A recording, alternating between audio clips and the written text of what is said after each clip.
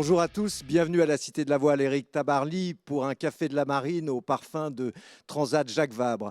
Si Virginie Valentini a fui la Bretagne et ses tempêtes automnales, on la retrouvera à Fort-de-France en bonne compagnie. Si les 5 ultimes ont déjà atteint la Martinique où Armelle Lecléache et Sébastien Josse ont signé une brillante victoire, la bataille continue dans les autres séries et elle est passionnante. Avec nous pour en parler sur ce plateau et décrypter ce final, Martin Lepape, un marin finistérien. Après avoir brillé sur le circuit Figaro, il vise maintenant le Vendée Globe. Mais dans cette transat, il était engagé en IMOCA aux côtés d'Éric Bellion sur un 60 pieds à dérive nouvelle génération. Malheureusement, ce duo a été vite contraint à l'abandon suite à une avarie dès le début de course. Martin, bonjour, merci d'être avec nous. Bonjour à tous, merci. On imagine, Martin, que c'est très frustrant et puis très dur à digérer aussi de devoir abandonner une transat comme ça après l'avoir longuement et rigoureusement préparée. Oui, c'est vrai que c'est une déception majeure. En plus, on a attendu longtemps ce départ au Havre. Donc, on était prêts. On avait envie d'en découdre avec Eric et de montrer que tout le potentiel de ce magnifique IMOCA. Donc, voilà, l'histoire s'est arrêtée au large d'Ouessant. Donc, c'est très difficile à digérer, mais il faut d'emblée se concentrer sur la suite. Alors, c'est toi qui étais à la barre, je pense. Je crois qu'une liste s'était décollée à l'avant, mais vous pensez que c'est suite à une rencontre avec un objet, un ovni, comme on dit? Ouais, j'étais de quart de nuit, voilà, il y avait 45 nœuds de vent, de la mer, et puis j'ai entendu un crack. J'ai été voir ce que c'était, et là, on a vu que c'est vite que ça allait mal terminer. Donc, ouais, on pense que c'est un choc, ouais. Voilà, et c'était risqué de poursuivre l'aventure justement avec un problème structurel. Ouais, clairement, là, c'était pas possible d'aller plus loin. Il fallait réparer, évaluer les dégâts, et puis pourquoi pas repartir, mais là, les dégâts sont trop importants. Alors forcément, on imagine la déception d'Éric Bellion qui en plus devait disputer la Transat, le retour à la base. Donc c'est un peu la double peine pour Éric qui a mis beaucoup d'énergie dans ce projet. Martin, toi, comme je l'ai dit, tu as brillé en Figaro, tu as fait tes preuves, mais après cette année sur ce circuit relevé, tu avais envie d'aller voir ailleurs et ton objectif déclaré aujourd'hui, c'est le Vendée Globe. Alors, tu avais envisagé justement la construction d'un sister ship du bateau d'Éric, qui est un plan David Raison, et le sister ship aussi du bateau de Jean Le Cam, faute de financement. Tu as renoncé, tu as mis ce projet entre parenthèses, mais par contre, tu t'étais dit 2023, c'est une année pour naviguer sur le bateau des autres et enrichir mon expérience. Ouais, tout à fait. C'est vrai que je sors du circuit exigeant de la Solitaire du Figaro. J'ai fait une route du Rhum en classe 40 l'année dernière également. Et j'avais envie de continuer l'IMOCA, parce que j'avais déjà fait une transat avec Giancarlo Tout Pedoté, à hein. fait, tu avais déjà goûté à ça et vous aviez sur Prismian, et c'était en 2021 et vous aviez déjà signé d'ailleurs une belle performance. Ouais, on termine sixième. C'était une super aventure avec Giancarlo. Donc j'avais envie de réitérer cette expérience-là et de naviguer sur un bateau neuf. Donc avec toutes les contraintes d'optimisation et de fiabilisation que ça peut engendrer. Donc j'ai vécu une année compliquée, parce qu'il y a eu beaucoup de problèmes sur le bateau, mais comme tout bateau neuf. Oui, Donc qui voilà. nécessite de la mise au point, hein. Ce sont des machines compliquées, les 60 pieds. Oui, voilà, donc frustré, mais vraiment content d'avoir fait ça. Donc maintenant, je me projette sur la suite et voilà, pas à pas.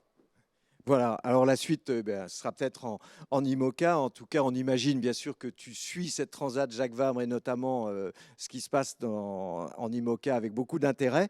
La bataille, elle était aussi passionnante et incertaine en ultime, où Armelle Lecléache et Sébastien Josse se sont imposés à Fort-de-France après 14 jours de mer avec Banque Populaire, devant le duo François Gabard, Tom Laperche sur groupe SVR Lazartigue. Pour Armelle Lecléache, qui avait connu une route du Rhum déjà très compliquée avec ce bateau il y a un an, cette grande victoire arrive forcément à point nommé avant le Tour du Monde en solitaire qui s'élancera de Brest le 7 janvier prochain. Alors, Virginie Valentini était à l'arrivée en Guadeloupe où, bien sûr, les concurrents ont reçu un accueil très chaleureux. On va la retrouver, elle, dans la douceur d'une soirée antillaise avec Sébastien Josse et puis Tom Laperche.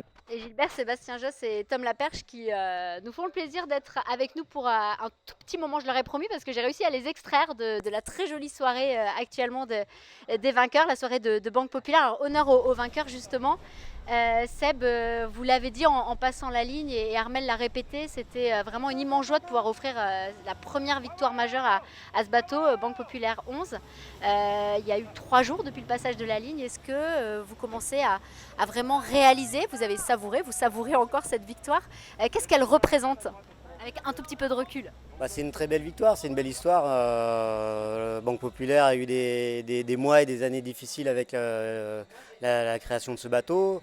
On a beaucoup travaillé, à la Route du Rhum il y a eu aussi encore une désillusion. Le bateau avait le même potentiel il y a quelques mois et là voilà, on a continué à travailler, il y a eu beaucoup d'entraînement et puis une cohésion, une symbiose où tous les voyants se mettaient au vert et voilà, ça fait un beau résultat à la fin. Mais ça n'a pas été facile, il y avait une concurrence qui nous a mis la pression du début à la fin. On le savait avant le départ, hein, on avait réalisé ça aux entraînements avant. Mais voilà, pour ce coup-ci, ça a été pour nous. Et alors Tom, il y a eu forcément un peu de frustration de votre côté avec François, vous l'avez dit aussi au passage de ligne, malgré tout une super belle bagarre et beaucoup de plaisir aussi, vous l'avez dit, vous avez insisté, cette belle bagarre que vous avez menée avec Armel et Sébastien, avec un tout petit peu de recul aussi, parce que voilà, ça fait que 3 jours, mais qu'est-ce que tu retiens toi de cette transat? Ouais, c'est sûr qu'il y a un tout petit peu de déception sur le classement final, mais surtout à un moment donné de la course où on a un petit peu de mal en vitesse pure face à Banque Populaire, mais sur la dernière portion du parcours.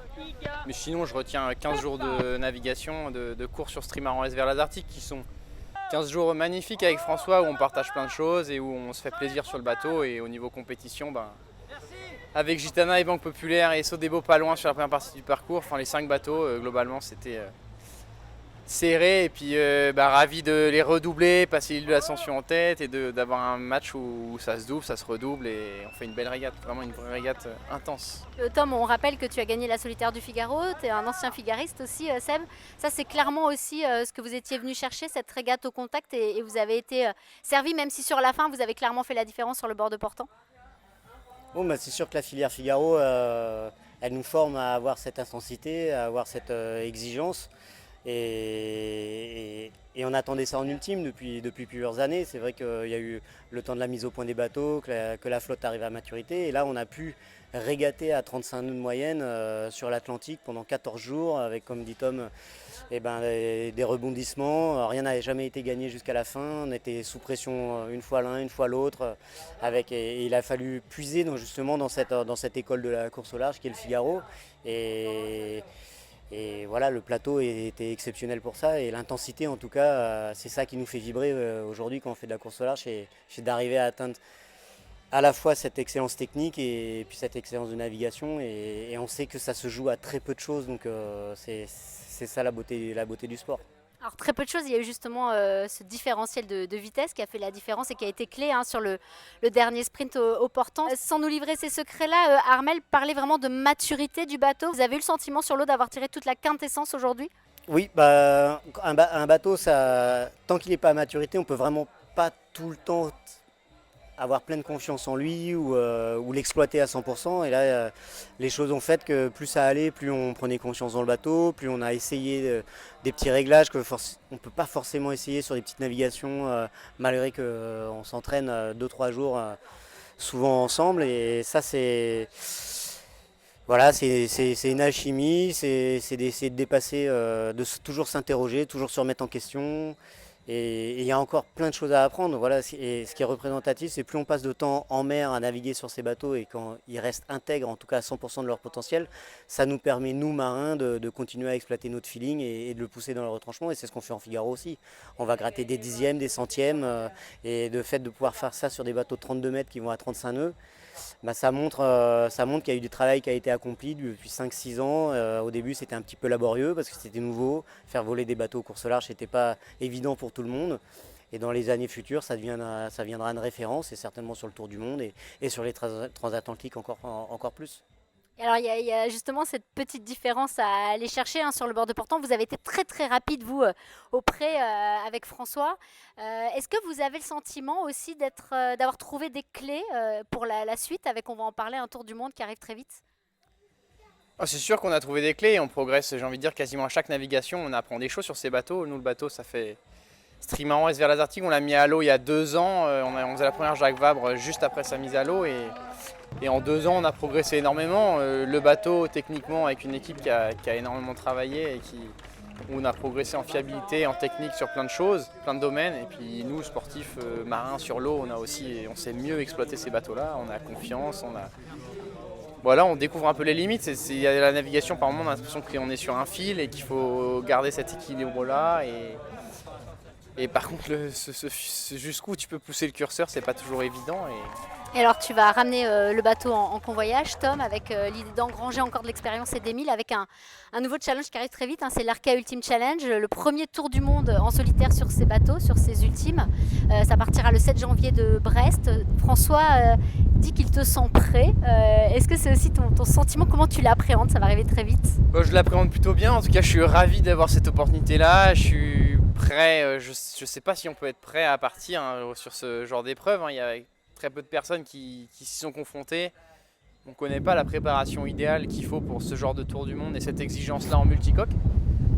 Mais en tout cas, j'ai confiance dans l'équipe qui est autour de moi, dans l'expérience que me partage François. Et prêt, en tout cas, je sais ce que j'ai à faire dans le mois et demi, 2 mois qui restent. Merci messieurs, et puis on se retrouvera, on te suivra, Tom, sur l'Arca Ultime Challenge. À très bientôt, merci, bye bye. On peut dire que Armel et Sébastien Josse ont réalisé la course parfaite avec un trimaran qui arrive à maturité. Ils ont parcouru 9200 milles à 27 nœuds de moyenne et souvent volé à plus de 40 nœuds. C'est impressionnant. Bah ouais, ça fait rêver. C'est vrai que, en plus, la confrontation était belle. C'est vrai, on avait l'impression que c'était une solitaire du Figaro à grande échelle, et ils l'ont dit, hein. C'est vrai que l'exigence des machines, au contact avec le concurrent, on n'avait plus l'habitude de voir ça en ultime, et c'était super comme spectacle. Oui, voilà. Et en plus, avec Sébastien Josse, Armel avait quand même un équipier de choc, on peut même dire de haut vol, parce que Sébastien, c'est celui qui avait défriché le vol océanique au sein de l'écurie Gitana de 2017 à 2019. Oui, c'est sûr qu'il n'a pas pris un lapin de 3 semaines, hein. C'est vrai qu'il a, il a beaucoup d'expérience, et c'est vrai que c'est un bon metteur au point, donc c'est vrai un équipier de choix. Voilà, et ils ont beaucoup barré, je crois. Alors, en plus, il a apporté sa bonne humeur qu'on connaît à bord, et ça, c'est important. Il faut aussi associer à ce succès leur routeur attitré, Marcel Van Triest, parce que le choix des trajectoires est important. Ils avaient notamment réalisé un joli coup à Madère où ils s'étaient décalés dans l'ouest, qui leur a permis vraiment de prendre la tête de la flotte et d'arriver au poteau noir avec 100 000 d'avance, qui a été quand même très important. Oui, après 100 000 en ultime, Oui. c'est vrai que l'échelle se réduit fortement, mais c'est vrai que Armel, il bosse depuis longtemps avec Marcel.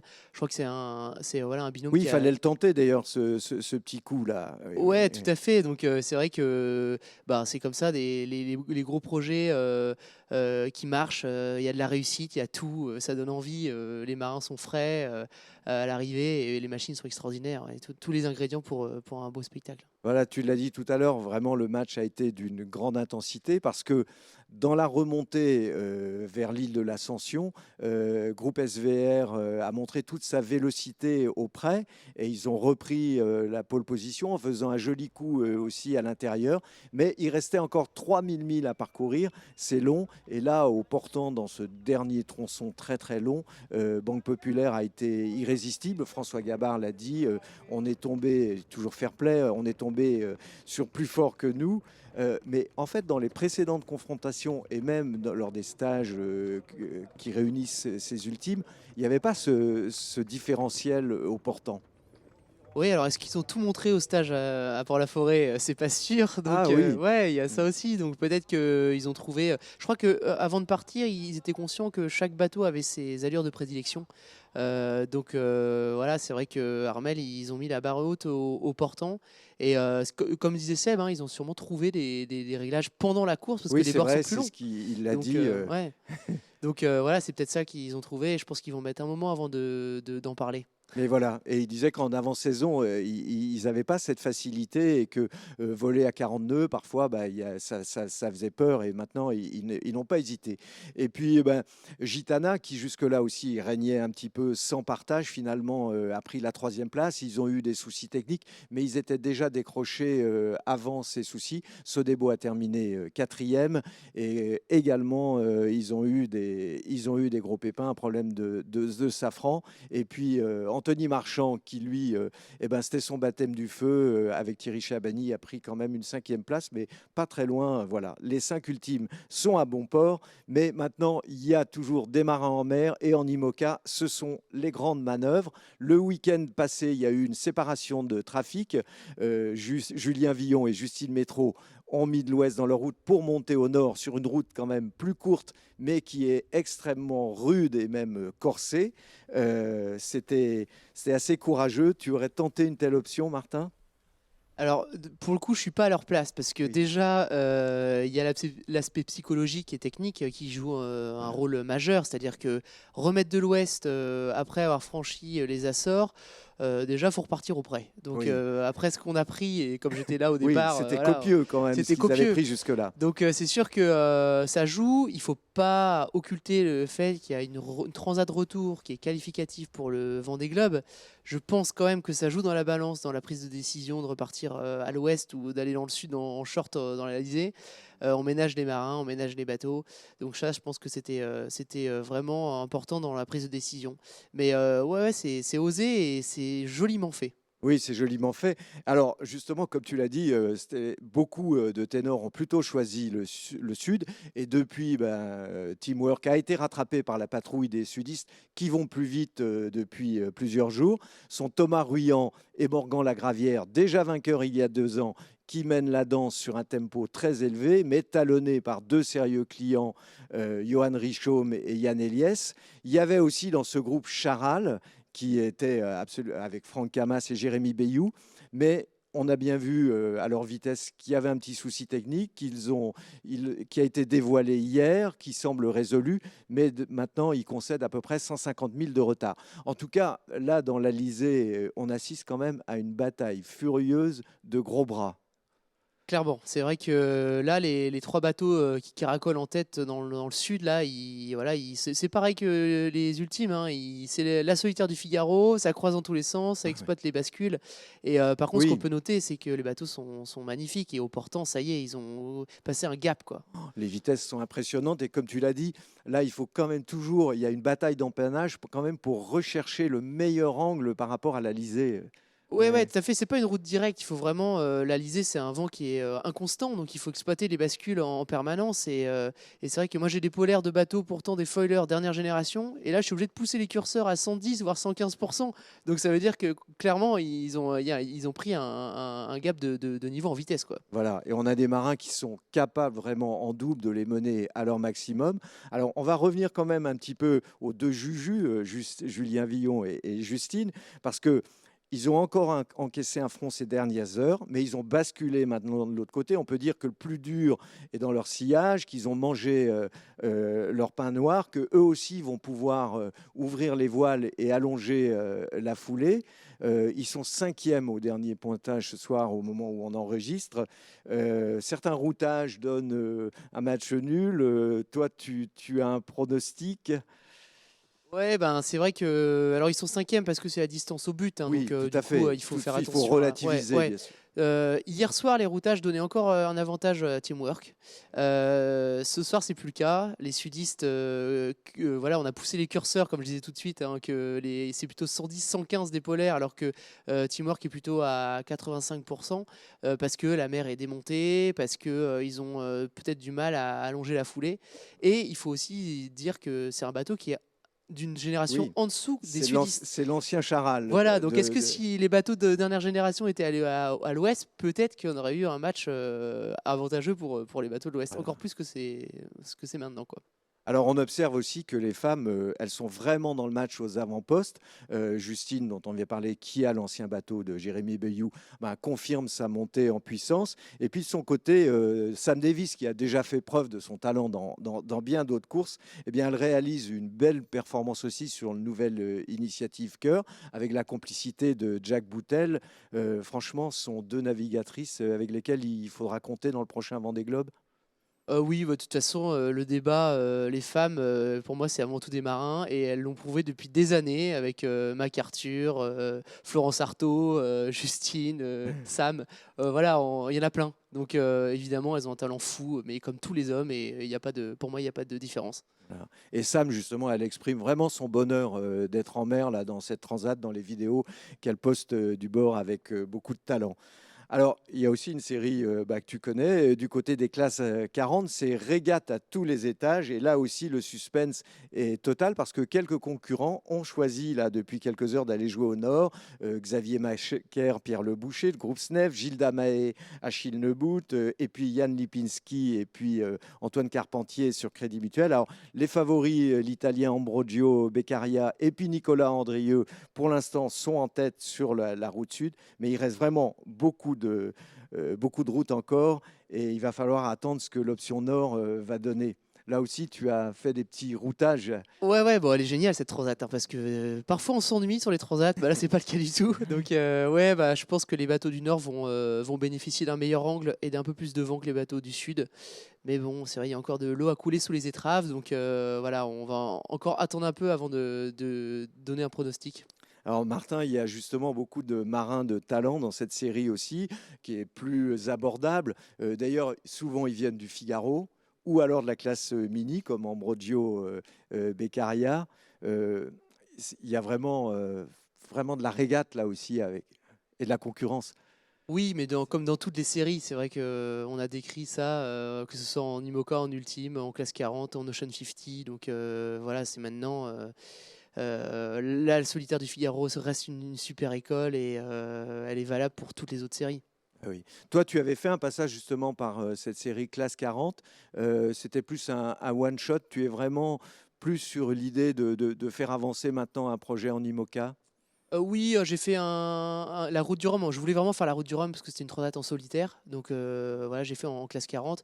Oui, le projet Mocha, il est dans ma tête. Ce sera pour 2028 maintenant. Cependant, je veux quand même, je vais retourner aux bases et je vais sans doute repartir sur une saison solitaire du Figaro l'année prochaine Oui. parce que j'ai envie de retrouver la régate au contact. J'ai envie de retrouver Oui, puis c'est l'envie du de large naviguer. aussi en plus. Ouais, tout à Voilà. fait. Et je pense que step by step, et le projet Mort des Globes, il se construira comme ça. Je pense qu'il faut pas trop y penser. Et voilà, on avance petit à petit et ça va le faire. Voilà. Et tu es quand même sur l'idée de ce sister ship encore du bateau d'Éric. Bah, il y a Jean qui en a un là, qui fait un convoyage prudent, lui, vers la Martinique. Il a fait 2 départs. Je me ferme aucune porte. Je pense que voilà, Voilà, c'est le résumé. d'accord. Alors, on va dire aussi un mot des Ocean 50. Ils ne sont plus que 3 en course, hélas, parce qu'il y a eu de la casse. Ils étaient 6. Et Thibaut Vauchel-Camus et Quentin Vlaminck, ils naviguent vraiment en patron, là, sur Solidaire en peloton. Et ben, la Martinique est vraiment plus loin de leurs étraves au moment où on enregistre, là. Oui, c'est vrai qu'ils sont tout proches de l'arrivée. Et je pense qu'ils maîtrisent la situation. Le bateau leader maîtrise la situation. Donc, sauf avarie majeure, je pense que le jeu est fait. Oui, c'est Réalité qui est derrière, mais il leur concède une centaine de milles. Là aussi, ce sont des engins quand même assez passionnants. Et- Ouais, c'est beau à avoir navigué, hein. C'est vrai que c'est sûrement un peu plus facile que les ultimes en termes d'accessibilité, forcément. oui. Mais par contre, c'est vrai que c'est des machines fabuleuses, quoi, des vraies mobylettes. Et on voit des figaristes comme Pierre Quiroga qui a remporté la solitaire du Figaro, qui est quand même arrivé dans cette série aussi. Alors, on va suivre le final avec intérêt et rappelons que les IMOCA enchaîneront avec une autre transat, le retour à la base qui ramènera donc la flotte à Lorient, une transat en solitaire qui est qualificative pour le prochain Vendée Globe. Le départ en a été différé, il sera donné le 30 novembre. Merci Martin d'être venu sur le plateau du Café de la Marine. On te souhaite de renaviguer bientôt et puis surtout de faire avancer ce projet Vendée Globe qui tient à cœur. Ouais, merci Gilbert. Alors avant de nous quitter aussi, une info qui nous fait grand plaisir. Elle concerne Kirsten Neuschaffer, que nous avions eu le plaisir de recevoir sur le plateau du café il y a peu de temps. Kirsten a été nommée navigatrice de l'année au World Sailing Awards. C'est une récompense suprême et vraiment méritée pour la navigatrice sud-africaine qui, on le rappelle, avait remporté la Golden Globe Race au Sable d'Olonne au printemps dernier, course autour du monde en solitaire, à l'ancienne, sans assistance et sans moyens de communication. Alors nous, on se retrouvera pour un prochain café le 30 novembre. Virginie Valentini sera rentrée de Martinique avec un joli bronzage et peut-être des piqûres de moustiques. Notre invité sera Jean-Pierre Dick, qui a pris un peu de distance avec la compétition, mais qui a gagné cette Transat Jacques Vabre à 4 reprises dans la classe IMOCA. On va terminer ce café avec quelques belles images qui vont nous faire nous évader en cette période de novembre. Bye bye, à très vite.